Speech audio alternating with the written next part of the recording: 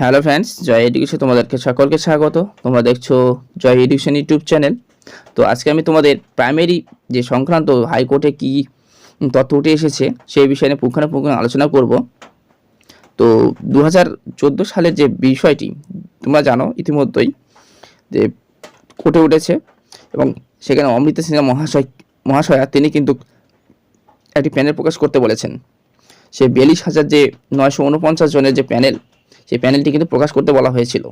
ইতিমধ্যেই সেটি তারা কি করেছে, পর্ষদের তরফ থেকে গৌতম পাল মহাশয় তিনি কিন্তু জানিয়ে দিয়েছেন যে আমরা এর মধ্যে সেটি প্রকাশ করে ফেলেছি তার আগেই, অতএব নতুন করে আর প্রকাশ করার কোনো প্রয়োজন নেই। সেই এজেন্স থেকেই বেরিয়ে কিন্তু তিনি সঙ্গে সঙ্গে কী করেন, সুপ্রিম কোর্টে দৌড়ে যায় এবং সেখান থেকে রক্ষা কবচ নদ্যপক্ষে নিয়ে আসেন। এই বিষয় নিয়ে কিন্তু পরবর্তীতে এজলাসে ওঠে, সেটা হচ্ছে গঙ্গোপাধ্যায় মহাশয় এজলাসে ওঠে। সেখানেই কিন্তু একই ধরনের নির্দেশ দেওয়া হয়, বা বলা ভালো যে অমৃতা সিনহার যে রায়টি ছিল যে 42,949 জনের যে প্যানেল সেটি প্রকাশ করতে হবে, সেটি কিন্তু আবার বহাল রাখলো অভিজিৎ গঙ্গোপাধ্যায় মহাশয়। তো তিনিও তাই বললেন, তিনি বললেন 10 দিনের মধ্যেই কিন্তু প্যানেল প্রকাশ করতে হবে, অর্থাৎ 13 জানুয়ারির মধ্যে কিন্তু প্যানেল প্রকাশ করতে হবে। তারপরে সেই প্যানেল প্রকাশের মধ্যেই আমরা দেখতে পাবো যে কতটা দুর্নীতি হয়েছে এবং কি কি ক্যান্ডিডেট কিন্তু চাকরিটা পেয়েছে। তোমরা ইতিমধ্যে জানবে যে 2014 সালের 22 লক্ষ যে ওএমআর শিট প্যানেল প্রকাশ না করা সত্ত্বেও কিন্তু সেগুলি কি করা হয়েছে, এক মাসের মধ্যেই উড়িষ্যা বালেশ্বর একটি মিলে কেজি দরের বিক্রি করা হয়েছিল। সেগুলি কি করার জন্য, রিসাইকেল করার জন্য।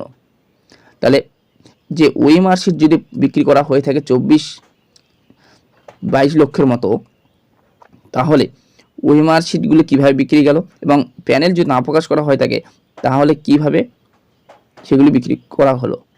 এছাড়াও বিক্রি করার পরেও কিছু ক্যান্ডিডেটদের কিন্তু পরে আবার প্যানেল প্রকাশ করা হয়, তাহলে ওগুলো কেমন করে হলো। তো যাই হোক, সেই বিষয়ের ক্ষেত্রেই কিন্তু এখানে রায় হয়েছে যে এখানে বলা হয়েছে 2014 সালের যে 42,949 জনের যে পূর্ণাঙ্গ প্যানেল সেটি কিন্তু প্রকাশ করতে হবে।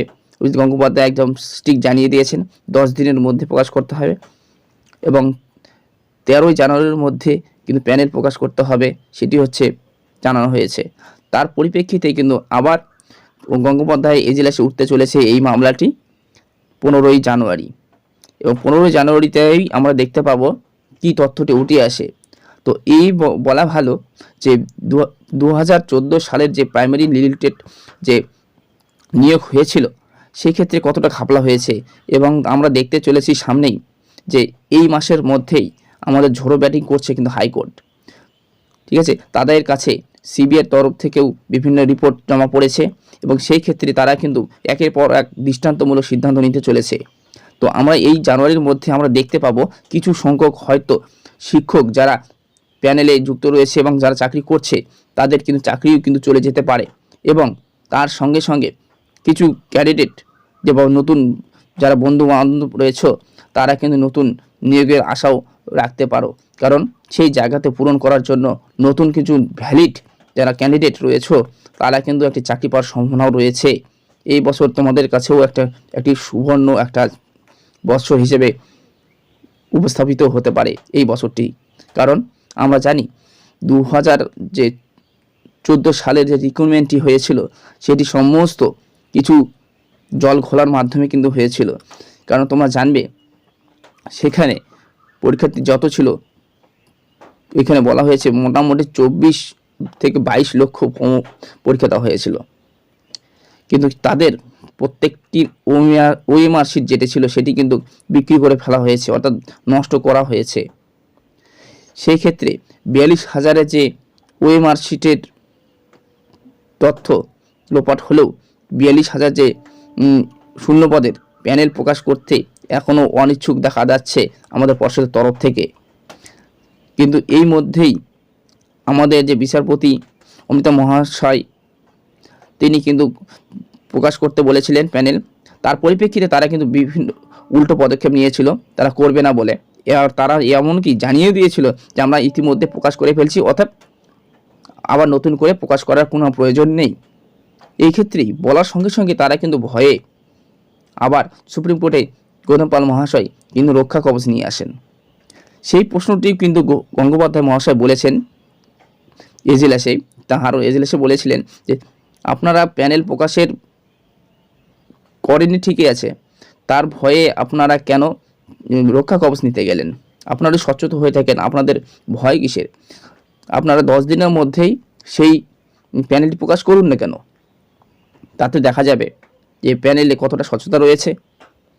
তিনি এই কথা বলার কারণ হচ্ছে তিনি কিন্তু জানেন যে সিবিআই তদন্তের যে রিপোর্ট, তাদের কাছে কিন্তু একটা স্বচ্ছ রিপোর্ট কমপক্ষে হলেও জমা পড়েছে। তার পরিপ্রেক্ষিতেই তারা বিভিন্ন ধরনের পর্যবেক্ষণ করার মাধ্যমেই কিন্তু এই রায়টি তারা বহাল রাখছে বারবার, যে প্যানেল প্রকাশ করতেই হবে। ঠিক আছে, এবং জানুয়ারিতে যে 15 তারিখ সামনের, সেই সামনের 15 তারিখে কিন্তু অভিজিৎ গঙ্গোপাধ্যায় মহাশয়ের এজলাসে কিন্তু এই বিষয়টা নিয়ে আবার এজলাসে উঠতে চলেছে। এই বিষয় নিয়ে তোমাদেরকে কিন্তু আমি তথ্য পরপর আলোচনা করে যাব। তো কী হচ্ছে তাতেও বোঝা যাচ্ছে কিছু হলেও সংখ্যক শিক্ষক কিছু তো হলেও জল ঘোলার মাধ্যমে চাকরি পেয়েছে। তোমরা ইতিমধ্যে জানো আমাদের রাজ্যে কী ধরনের শিক্ষক নিয়োগ হয়েছে, এবং প্রকৃত যে শিক্ষক হওয়ার যোগ্য ব্যক্তিরা তারা কিন্তু ধর্নায় বসে রয়েছে। তাহলে বুঝতেই পারছো কিছু সংখ্যক হলেও কিন্তু বাতিল হওয়ার সম্ভাবনা রয়েছে। তাহলে সেই জায়গাতে নতুন করে কিছু ক্যান্ডিডেটকে আবার পুনর্নিয়োগ করারও সম্ভাবনা রয়েছে। তো সেটি আমরা সম্পূর্ণ দেখতে পারবো 15 জানুয়ারিতে, যে অভিজিৎ গঙ্গোপাধ্যায়ের এজলাসে সেই বিষয়টি উঠবে। সেই ক্ষেত্রে কী রায় উঠে আসছে সেই তথ্যটি তোমাদেরকে আমি জানাবো। তো অবশ্যই আমার চ্যানেলে যদি তোমরা নতুন কোনো বন্ধু হয়ে থাকো, অবশ্যই চ্যানেলটিকে সাবস্ক্রাইব করে সঙ্গে থাকবে, এবং এই তথ্যগুলি বন্ধুদের মধ্যেও অল্প হলেও শেয়ার করবে। তাহলে কি হবে, বিভিন্ন যে বিষয়গুলি তারাও সেই বিষয়টি জানতে পারবে। এছাড়াও তোমরা জানো যারা করেছো তাদের তো অসংখ্য ধন্যবাদ আমার চ্যানেলে যুক্ত থাকার জন্য। তো সেক্ষেত্রে অবশ্যই আমি বলবো ভিডিওটির মধ্যে অবশ্যই তোমরা যুক্ত থাকো। আমি তোমাদেরকে পরপর যে হাইকোর্টে কী কী রায় উঠে আসছে তোমাদেরকে তথ্যগুলি জানিয়ে দেবো। তো তোমাদের এইটুকুই জানানোর উচিত ছিল যে 42,000 শূন্যপদে প্যানেল প্রকাশ হতে চলেছে। এই যে বিভিন্ন যে পদক্ষেপ সেইগুলি জানানো উচিত ছিল, সেই হিসাবে তোমাদেরকে এই ভিডিওটি করা। তো তোমাদের ভিডিওটি যদি কোনো উপকৃত মনে হয় বা যারা তথ্যটি তোমাদের ভালো মনে হয়েছে, অতএব ভিডিওটিতে একটু লাইক করবে এবং বন্ধুদের মধ্যে তথ্যটি শেয়ার করবে। ঠিক আছে, তো এই নিয়ে আমি পরের ভিডিওতে আরও অন্যান্য ভিডিও করব। তো অবশ্যই ভিডিওটি এটি লাইক করবে। দেখা হবে পরের ভিডিওতে। ততক্ষণে তোমরা প্রত্যেকেই ভালো থেকো।